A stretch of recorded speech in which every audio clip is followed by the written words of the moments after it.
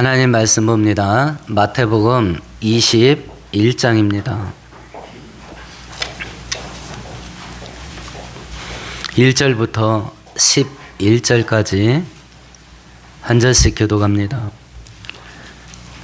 그들이 예루살렘에 가까이 가서 감난산 벳바게에 이르렀을 때에 예수께서 두 제자를 보내시며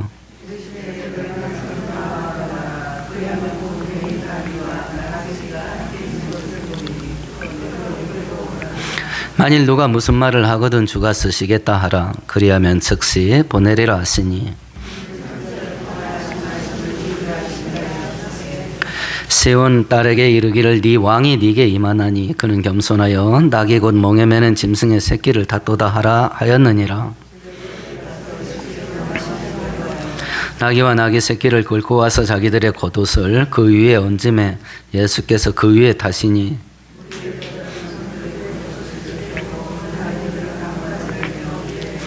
앞에서 가고 뒤에서 따르는 무리가 소리 높여 이르되 호산나 다윗의 자손이여 찬송하리로다. 주의 이름으로 오시는 이여 가장 높은 곳에서 호산나 하더라.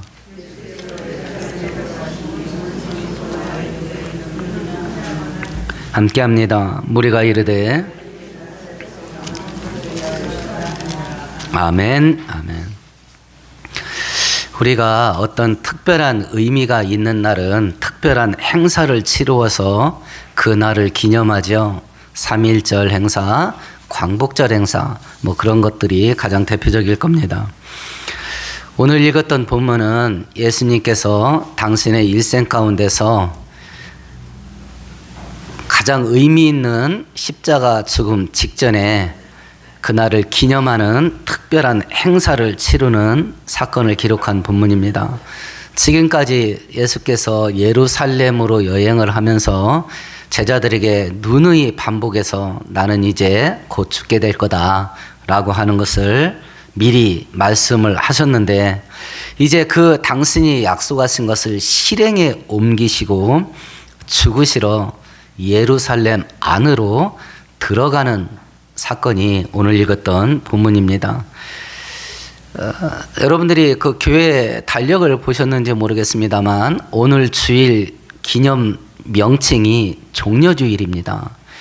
예수께서 예루살렘 성 안으로 들어갈 때 오늘 본문에 보면 사람들이 예수님 앞길에 옷을 깔았다라고 되어 있는데 똑같은 사건을 기록하고 있는 누가복음에 보면 어떤 사람은 자기의 옷을 깔고 어떤 사람은 나뭇가지 종려나무 가지를 꺾어다가 길에다 깔고 예수님을 영접합니다. 그래서 종려나무를 깔고 예수님을 영접했다 해서 종려주일이에요. 종려주일은 고난주간과 한 세트로 지켜지는 기념주간인데 오늘 예수님이 예루살렘으로 들어가는 이 행진은 죽음의 행진이었던 겁니다. 이 사건을 통해서 예수님은 당신이 어떤 분이신지를 다시 한번 우리들에게 교훈하시는데 오늘 성경 살펴보면서 우리의 구원을 위해서 예수님께서 하신 일들을 우리가 다시 한번 되새기면서 구원의 은혜에 대한 감사를 회복하는 복된 시간 되기를 축원드리겠습니다. 예수님께서 예루살렘에 들어가시는데 1절만 우리 다시 한번 읽어보십시다. 그들이 예루살렘에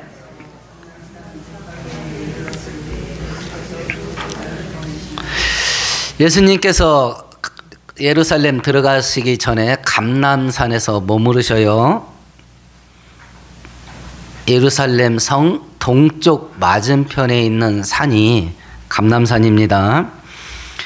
이 감람산은 구약 성경에서 굉장히 의미가 깊은 장소예요. 왜 그러냐면 스가랴서 14장에 보면 구원자 또 세상을 심판하실 심판자가 이 땅에 오시는데 어디로 오시냐면 감람산으로 오신다 이렇게 되어 있습니다. 물론 이것은 많은 성경학자들은 예수님이 재림하시게 되면 실제적으로 어떤 장소로 오시는가라는 것에 질문에 감람산이라고 다 얘기합니다. 왜냐하면 스가랴서 14장에 그렇게 예언되어져 있기 때문에 그렇습니다. 감람산은 구원자가 오시는 장소예요. 구원을 이루시기 위해서 십자가 죽으심을 위해 예루살렘 성에 들어가시는데 구원자가 오는 그 장소에 머무르시고 오늘 특별 행사를 진행하는 거예요. 그래서 이 사건이 의미하는 게 뭐냐면 우리가 사도행전 1장 14절에 보면 예수님께서 승천하셔요. 죽은 지 사흘 만에 부활하시고 제자들과 40일 함께 천국 복음을 가르쳐 주신 후에 승천하시는데 승천하는 자리도 감람산입니다.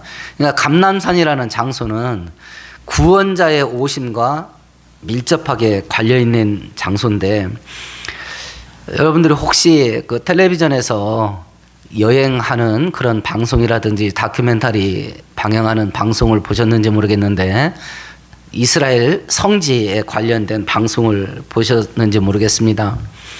감람산을 소개하는 내용을 보는데 저도 감람산 주변이 공동묘지가 굉장히 많습니다. 한 평에 1억이 넘습니다. 한 평에 1억이 넘어요. 감람산 주변에 있는 묘지 땅값이. 왜 그럴 것 같아요? 예수님이 권리 오셔요. 그러니까 만나면 제일 먼저 만나는 거야. 그래 감람산 주변이 공동묘지 땅값이 평당 1억이 넘는다 그러더라고요. 그 성경학자들도 감람산 오시는 게 맞다 대부분 다 인정을 합니다. 그래서 이 감람산에서 이 특별 행사를 거치면서 예루살렘에 들어가시면서 예수님께서 의도했던 게 뭐냐면 당신이 구약 성경에 예언된 그 예언을 성취하는 구원자다라고 하는 것을 증명하는 특별 행사를 지금 진행을 하시는 겁니다. 들어가시면서 어떤 행사를 하냐면 2절을 하신 거예요. 같이 읽어봅니다. 이르시되 너희는 맞은편 마을로 가라.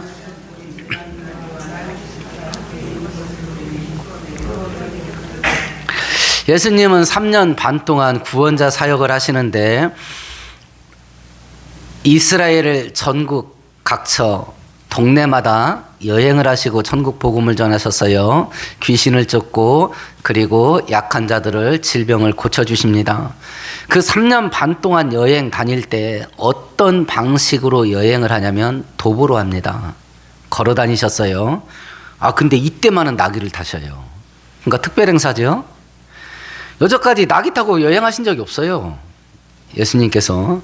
그런데 죽으러 예루살렘 성에 들어갈 때는 나귀를 타는 특별한 이벤트를 합니다. 특별한 행사를 치르셔요. 뭐라고 말하냐면 건너편 동네에 가봐라. 그러면 한 번도 사람이 타보지 않은 나귀가 매여 있을 거다. 그거 갖고 와라. 지금 사람들 눈에 이 나귀가 보입니까? 안 보입니까? 안 보입니다. 거기에 한 번도 사람이 안 타본 나귀 있는지 압니까? 모릅니까? 아무도 모릅니다. 근데 예수님이 있다 합니다. 그러면 이 말씀이 의미하는 게 뭔가? 예수님의 전능한 능력이 있고 전지한 능력이 있어요. 완벽한 지식, 완벽한 지혜, 모든 걸 다 꿰뚫어 봐.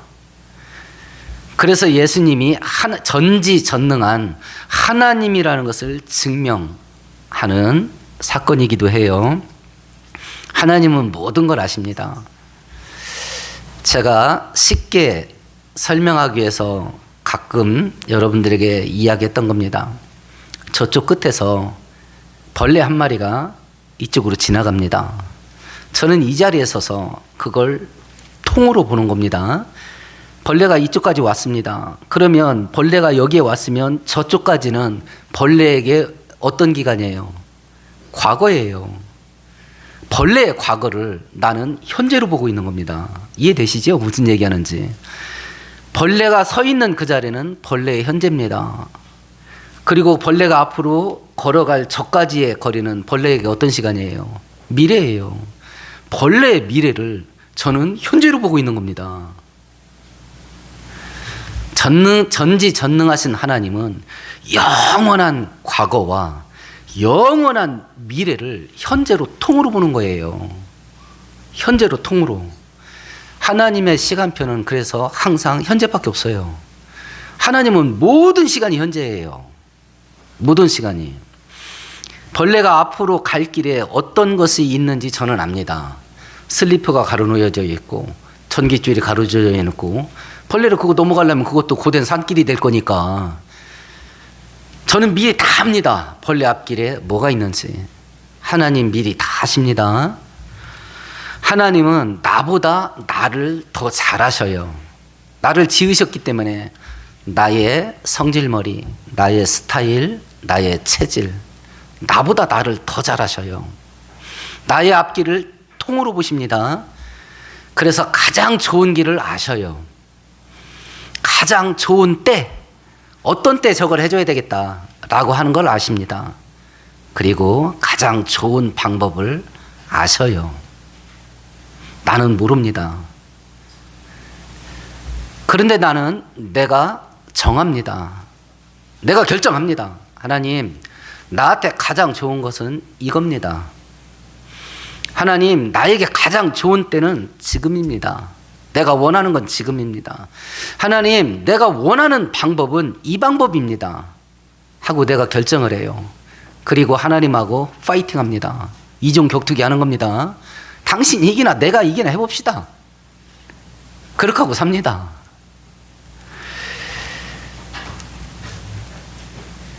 야곱이 평생을 그렇게 삽니다. 고집 피우면서. 그리고 인생을 자기 방식대로 오만 데 돌아다니면서 삽니다. 그리고 제자리 딱 왔을 때 그 자리가 어디였냐면 하나님 앞이었습니다. 도로 제자리야. 도로 제자리. 하나님이 이런 하나님이기 때문에 우리들에게 요구하는 게 있습니다. 잠언서 3장에 보면 너는 마음을 다하여 여호와를 의뢰하고 너의 명철을 의지하지 마라. 범사의 그를 인정해라. 그러면 그분이 너의 갈 길을 인도하시리라. 너의 머리 믿지 마. 너의 머리를 의지하지를 마라. 범사의 모든 일을 하나님께 의지해라. 어련히 알아서 합당한 때에, 어련히 알아서 가장 좋은 길로, 어련히 알아서 가장 좋은 방법으로 네 인생을 이끌어가지 않겠는가.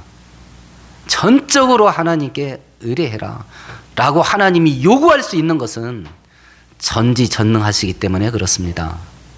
이 벽을 한 번은 뚫어야 됩니다.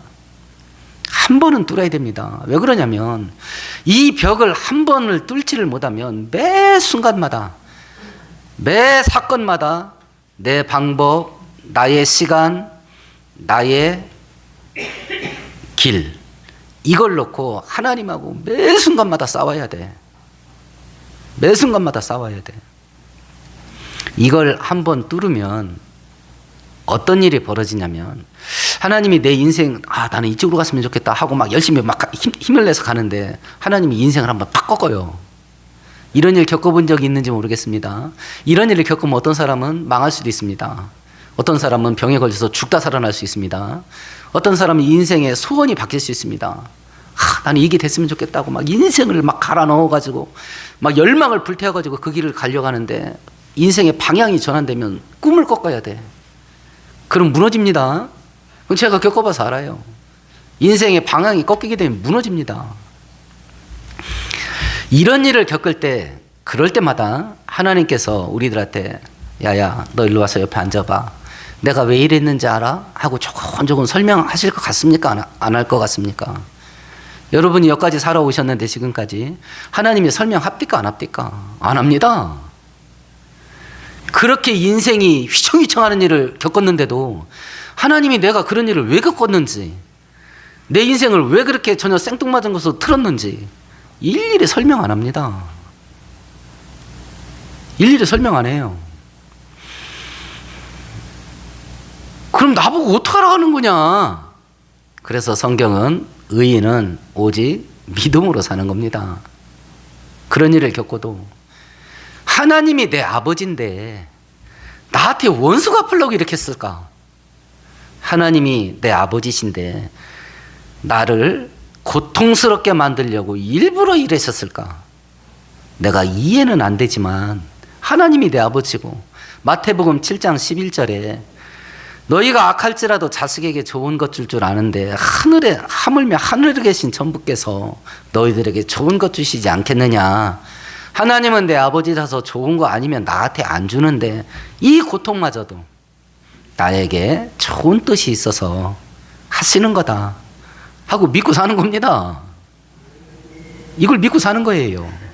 이걸 믿으려면 오늘 본문 이게 믿어져야 돼요. 하나님은 전지전능한 하나님이어서 나를 나보다 더 잘한다. 가장 좋은 때가 어떤 때인지, 가장 좋은 방법이 어떤 방법인지, 나에게 가장 좋은 것이 어떤 건지 나보다 더 잘한다. 어련히 가장 좋은 것으로 인도하시지 않을까. 이게 뚫려야 돼요. 이게 건너편에 사람이 한 번도 안 타본 낙이 있다. 그거 끌고 와라. 그걸 누가 알아? 예수님 아시거든요. 그러니까 예수님이 전지전능한 하나님이시다 라고 하는 것을 증명하는 사건인 것이요.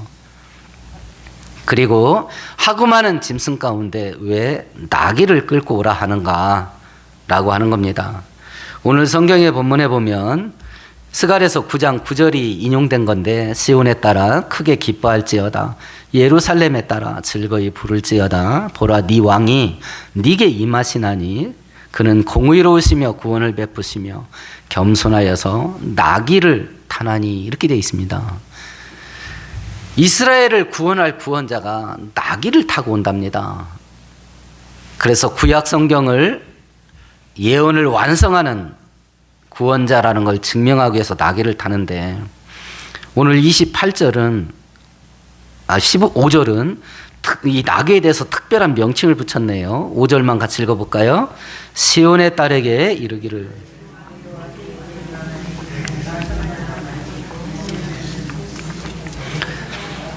제가 앞에서 읽었던 원문 5절을 인용한 스가랴서 9장 9절에서는 그냥 나귀라고 했습니다. 그런데 신약성경 5절은 뭐라고 말했냐면 그 나귀를 설명을 했지요. 뭐라고 설명을 했냐면 멍에 짐을 매는 나귀다 라고 설명을 했습니다. 그러면 이 나귀의 용도가 뭐냐면 무거운 짐을 운반하는 운반용이에요. 사람이 짊어지고 가지 않습니다. 나귀가 짊어집니다. 그 나귀를 타셨어요. 무거운 짐을 짊어지는 멍에를 매는 나귀를 끌고 와라 라고 하면서 그 나귀를 타고 들어가셔요. 그래서 예수께서 마태복음 11장 28절에 수고하고 무거운 짐진 자들아 다 나에게로 와라, 내가 너희를 쉬게 하리라 말씀할 수 있었던 겁니다. 무거운 짐을 운반하는 나귀를 타시면서 우리들에게 교훈하신 상징적인 의미가 뭐냐.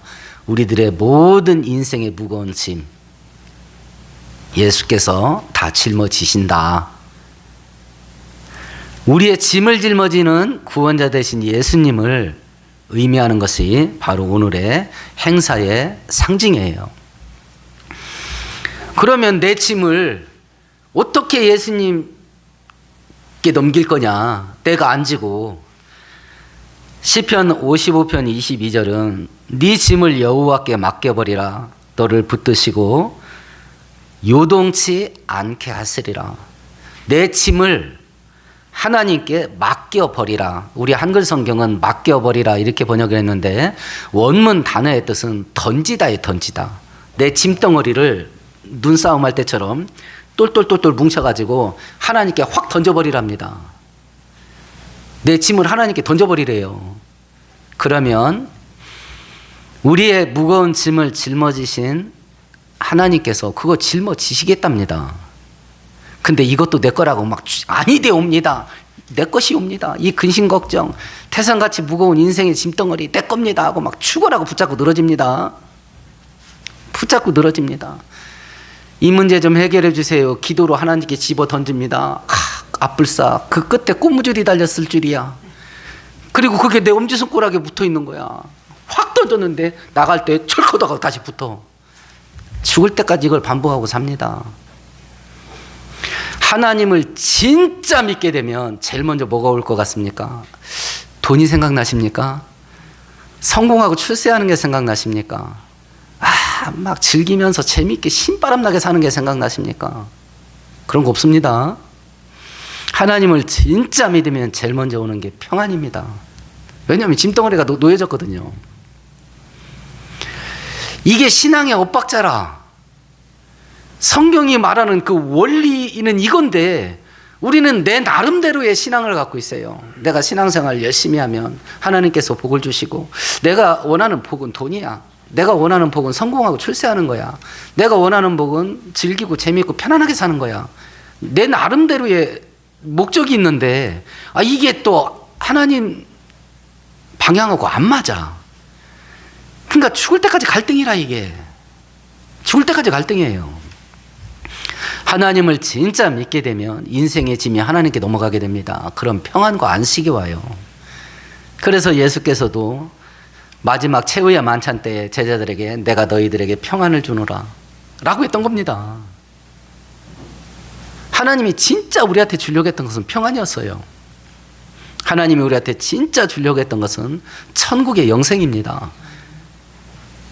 돈이 아니었어요. 성공과 출세가 아니었고 편하고 재밌게 사는 게 아닙니다. 그럼 이건 이 땅에 사는 동안 성도들은 영영이 이건 못 누리는 거냐? 아닙니다. 좋은 것 주시기를 기뻐하시는 하나님이 안 주겠습니까? 안 주겠습니까? 그런데 우리 인생에 하나님이 판단하실 때는 필수적인 것이 아니라고 생각합니다. 하나님은 있어도 좋고 없어도 그만이라고 하나님은 여기셔요. 우리는 이 땅에 잠깐 있다가 없어지는 아침 안개와 같기 때문에 돈 있이 사나 돈 없이 사나 잠깐 있다 떠나는 거다. 그런데 돈은 저번 주에 말씀드린 것처럼 돈은 위험한 거예요. 돈은 위험한 거다. 나는 너를 천국에서 만나기를 소원하고 너를 어떻게든지 천국 데려가려고 하는데 네가 돈 때문에 천국 못 간다면 난 너한테 돈을 줄 수가 없지. 하나님께 돈 달라고 기도하셔요. 목사인 저도 돈 많이 달라고 기도합니다. 제가 은퇴해서 여기저기 손 벌리고 다니지 않게 달라고 저는 지금부터 기도합니다. 지금부터 기도해요. 제가 은퇴했는데 아무런 대책 없이 은퇴할 수밖에 없는 상황이라면 제가 살기 위해서 어떤 일을 해야 되겠습니까? 동사무소 부지런히 다녀봐야지 제가 혜택 받을 거 있습니까? 없습니까? 살아야 되니까 뭐라도 해야 될 거 아니야. 다른 사람들 보기에 저 사람이 평생 목사지 됐다고 하는데 야 저게 뭐냐 라는 소리 안 듣게만 해주세요. 그래서 우리 아들들한테 아빠 은퇴할 때 오토바이에다 니아까 하나 딱 장착해가지고 줘라. 병이라도 주스러 다녀야 되는데 나 끌고는 못 다니겠다. 오토바이에다 니아까 하나 걸어서 줘라 그랬더니 무슨 소리야. 오토바이에다 니아까 걸어서 5만 원짜리 가득 채워서 보내줄게. 그 오토바이가 또 일제 야마 일제 오토바이로 해준다고 그러더라고요. 그래서 야 듣기만 해도 야마가 돈다. 야 내가 그랬습니다. 듣기만 해도 야마가 돈다. 응? 국산 오토바이도 아니고 일제 오토바이에다가 5만 원 가득 실어서 보내준다니까 야마가 돌더라고 진짜. 응? 필수적인 게 아니다. 그건 진짜 필수적인 것은 부자가 됐든지 가난하게 됐든지 건강하든지 평생 약 먹고 살아 골골거리고 살든지 이 땅에서는 믿음 갖고 사는 거다. 이 땅에서는. 그리고 천국 가는 게 필수적인 거다. 천국 가는 게. 이게 본질이요. 제가 서두에 목도할 때 기도했습니다. 온 우주를 만들 때는 그냥 말로 해버렸습니다. 근데 내재 없애는 건 하나님 대신 예수님이 사람으로 이 땅에 와서 십자가에 못 박혀가지고 모든 피를 다 쏟아붓는 속죄자사를 통해서 내 죄를 없앴어요. 그럼 하나님 보시기에 나 하나는 우주보다 귀하지. 하나님 보시기에 나 하나는 우주의 무게보다도 더 무거운 거예요. 그런 나에게 돈을 안 줬을 때는 이유가 있지요. 그런 나에게 사람들에게 떵떵거리고 의시되면서 살 수 없게 이름 없는 골목에서 평생 먹고 살기 위해서 고달프게 일하면서 살게 할 때는 뭔가 이유가 있겠어요.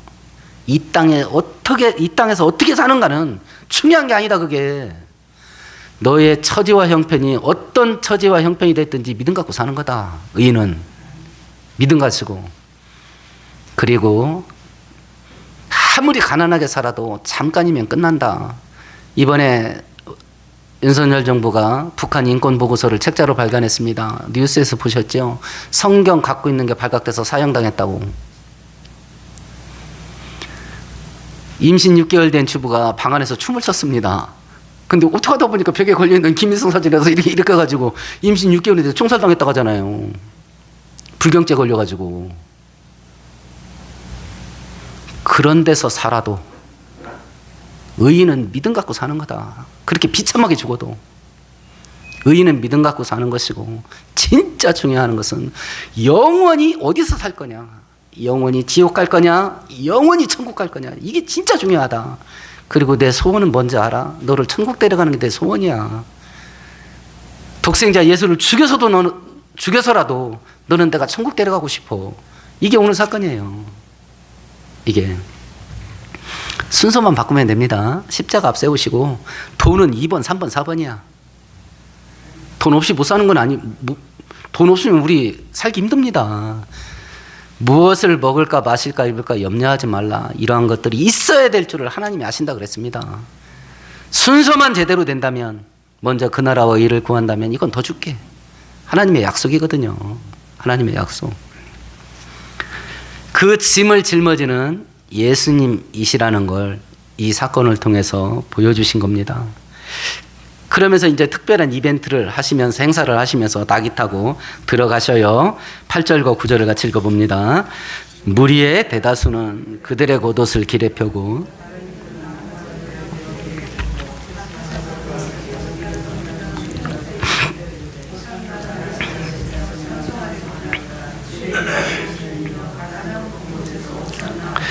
사람들이 겉옷을 벗어 길에다 깔았습니다. 종려나무 가지를 꺾다가 길에다 깔고 낙이 타고 오시는 예수님을 영접했습니다. 이거 이때 당시의 풍습입니다. 왕이나 전쟁에 나가서 승리한 개선 장군이 돌아올 때 백성들이 이런 식으로 환영을 했습니다.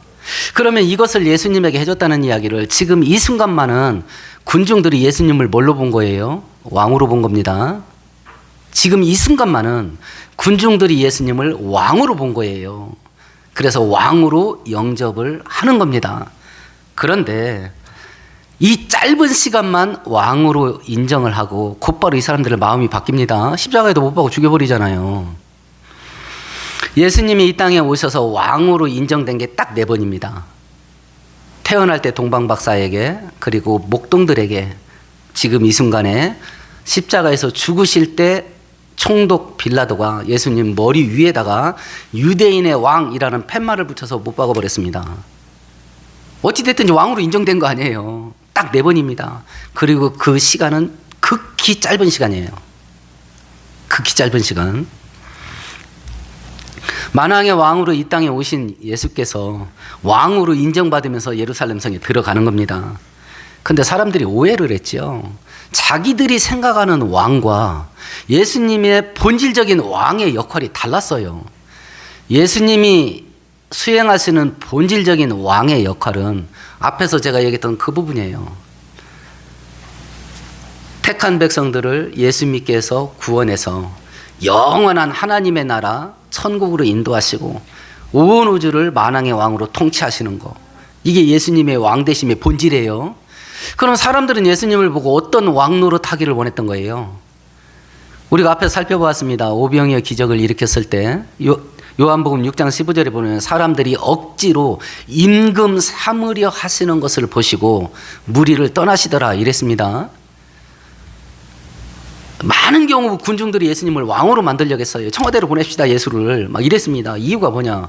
아이고 이거 먹고 사는데 지장 없게 만들어주네. 뚝딱 하면 막 2만 명씩 먹게 만들어주니까 전이가 왕이 되면 먹고 사는 건 지장 없겠다. 저 정도 능력이면 우리를 식민지 지배하고 있는 로마 제국을 물리치고 우리를 독립국가로 만들고 부국강병 이루어서 태평성대 우리를 편하고 재밌고 즐기며 살 수 있게 만들어줄 수 있을 것 같다 라고 해서 예수님을 왕으로 인정한 겁니다. 왕의 본질이 달라. 근데 예수님이 자기들이 원하는 식의 왕 노릇을 안 하는 겁니다. 자, 지금 왕으로 영접해서 인도하고 있는 겁니다. 그런데 예수님이 자기들이 원하는 뭐 군대를 모집하고 로마하고 싸우고 독립을 시키고 경제를 부흥시켜서 막 돈이 넘쳐나게 하고 편하게 먹고 살게 만들어주고 뭐 이런 일을 해야 되는데 안 하는 거예요. 그러면 군중들 지금은 예수를 왕으로 영접하고 있는데 자기들이 원하는 식의 왕의 노릇을 하지 않는 예수를 보고 군중들이 어떤 판단을 내려요. 어떤 판단을 내렸을 것 같아요? 이게 아닌 게벼 하고 판단을 내린 거예요. 그러니까 죽여버리는 거죠. 자, 이제 우리 얘기하십시다. 지금 예수를 누구라고 생각하세요? 지금 예수님을 누구라고 생각하십니까? 아, 예수님은 구원자고 하나님이시고 만왕의 왕 되십니다 라고 한다면 예수님이 그 전지전능한 능력을 가지고 만왕의 왕이 되셔서 나에게 어떤 왕노릇 하기를 원하세요? 어떤 왕노릇? 어느 시대든지 권력을 잡으면 그 권력과 주변에서는 수많은 부정부패가 일어납니다. 자기 측근들에게 온갖 부정을 저질러서 이렇게 챙겨먹고 저렇게 챙겨먹고 배 터지게 챙겨먹습니다. 만왕의 왕 대신 예수께서 측근인 나한테 어떤 왕노릇 해주기를 바라세요? 그 능력을 사용해서 나에게 어떤 왕노릇 해주기를 바라십니까? 어떤 왕노릇? 늘 세 가지를 점검해 보세요. 돈입니까? 성공하고 출세하는 겁니까? 즐기고 재미있고 편안하게 사는 겁니까?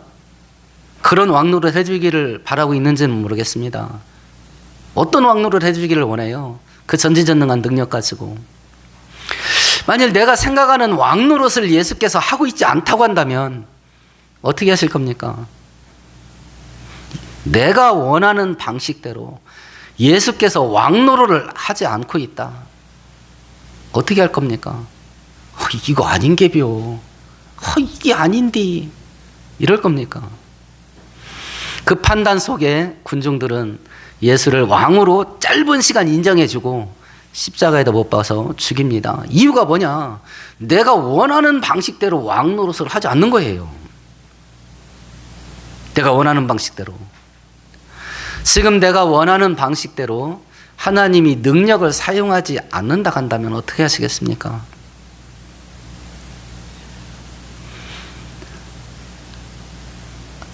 우리가 이런 식으로 돌아가면 사상적으로 공산주의 될 가능성이 있겠다 싶은 생각 안 드십니까? 이 자유주의 남한 땅에서 이런 식으로 가다가는 자칫 잘못하다가는 그냥 앉은 자리에서 집권자들이 공산주의를 받아들일 수도 있겠다. 우리는 원치 않지만 권력은 잡은 자들이 에이 이거 아니오 공산주의로 바꿔버려 이렇게 할 수도 있겠다. 그런 판이 돌아가고 있잖아요. 과거에 돌아갔었고 기독교가 불법단체가 되고 모든 교회 재산이 압류가 되고 교회 다닌다면 모든 금융계좌가 동결이 되고 내 부동산이 동결이 돼서 신앙을 포기했다는 확인서를 받으면 그 동결을 풀어주고 이런 일이 발생하면 어떻게 할 건가? 이런 일이 발생하면 오늘 이 사람들이 짧은 시간 예수를 왕으로 인정하고 영접합니다. 그런데 자기들이 원하는 방식대로 예수님이 왕 노릇을 하지 않으니까 십자가에다 못 박아 죽입니다. 나는 예수와의 관계 속에서 예수님께서 나에게 어떤 왕이 되기를 원하고 있는가 고민 많이 해봐야 됩니다. 왜냐하면 이 고민 속에서 오늘 내가 어떤 방식으로 하루하루를 살아갈 거냐 그 행동이 나타나기 때문에 그렇습니다. 그 행동이. 그러면 예수님이 진짜 왕이면 우리는 어떻게 살아야 되냐? 이 사람들은 자기들이 원하는 방식대로 예수님이 왕 노릇을 하지 않으니까 죽여버렸는데 그러면 예수님이 왕으로 이 땅에 오시는데 우리는 어떻게 해야 되냐 그러면 그것이 3절입니다. 같이 읽어보십시다. 만일 누가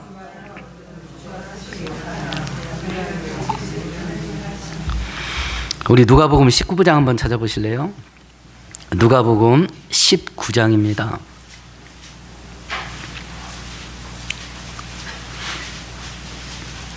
33절과 34절입니다. 같이 읽어보십시다. 나귀 새끼를 풀 때에 그 임자들이 이르되 어찌하여 나귀 새끼를 pu느냐. 제자들이 예수님 말씀 듣고 건너 동네로 갔습니다. 갔더니 진짜 나귀가 있는 거예요. 그래서 이제 묶어놓은 걸 매듭을 풀고 있습니다.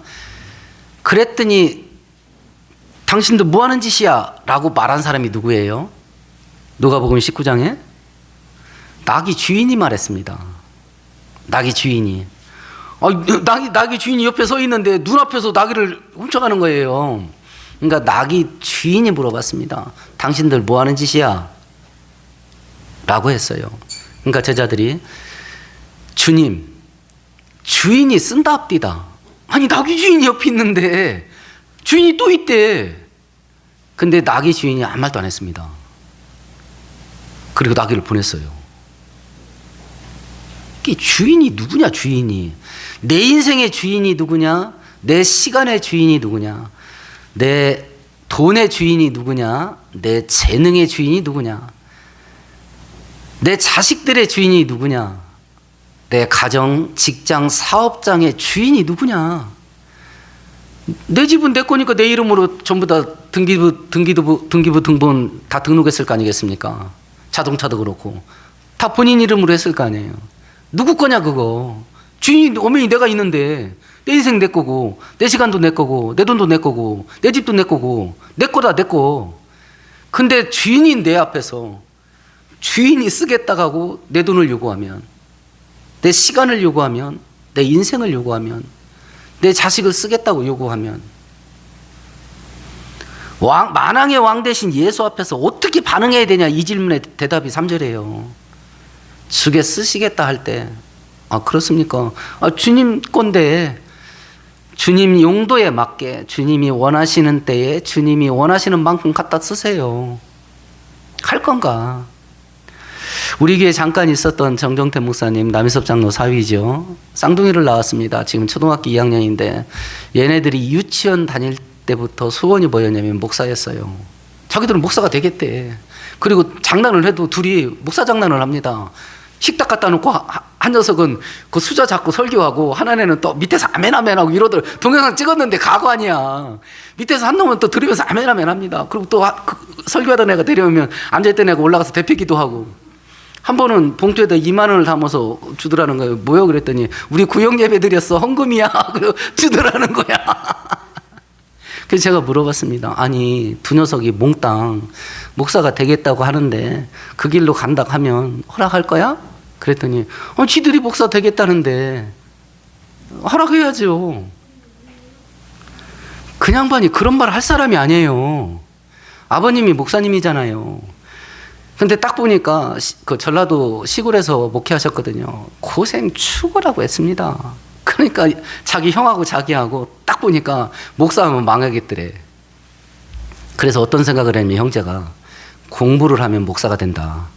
공부를 안 한 거야. 이해되세요? 공부를 하면 신학교 가라 갈까 봐 공부를 안 한 거예요. 고등학교 들어가면서부터. 둘 다 형하고. 운전을 배우면 교회 봉고차 운전해야 된다. 40이 넘도록 운전을 안 배웠다니까요. 40이 넘도록. 이 땅에 살면 신학교 가야 될지도 모른다. 배 타버린 거예요. 원양어선을 5년 탔대. 이런 사람이에요. 이런 사람. 30이 넘기 전에는 아버지가 예수 믿지 않는 여자하고는 절대 결혼할 수 없다 이랬답니다. 30이 넘으니까 믿지 않아도 데려오면 우리가 전도하자. 이제 불신자까지 양보한 겁니다. 30 중반대로 넘어가니까 애 딸려도 좋으니 데려만 와라 이랬답니다.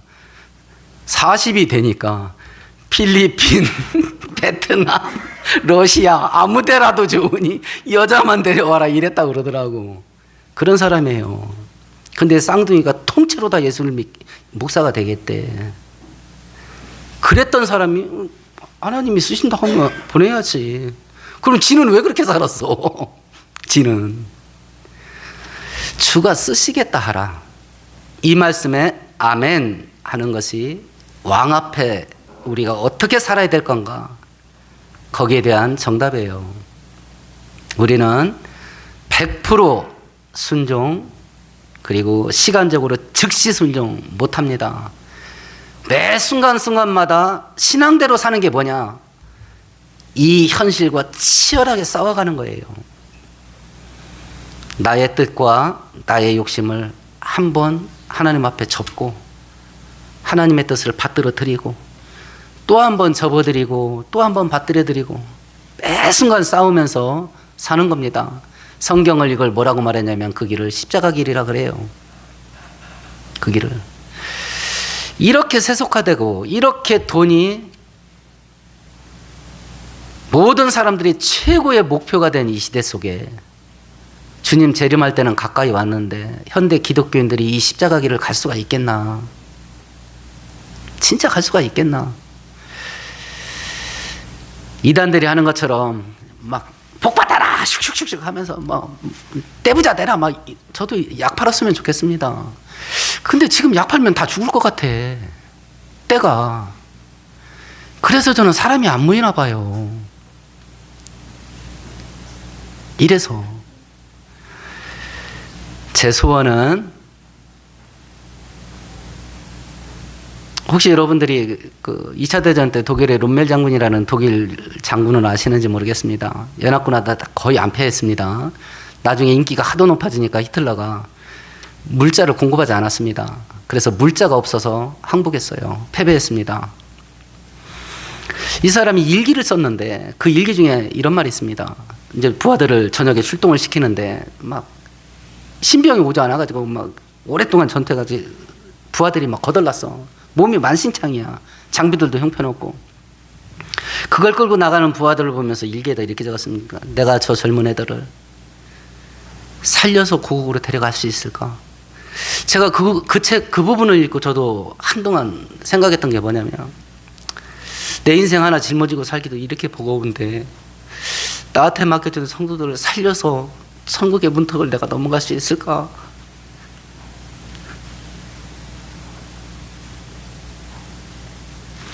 오늘 말씀 생각하시면서 우리 함께 통성으로 기도하십시다.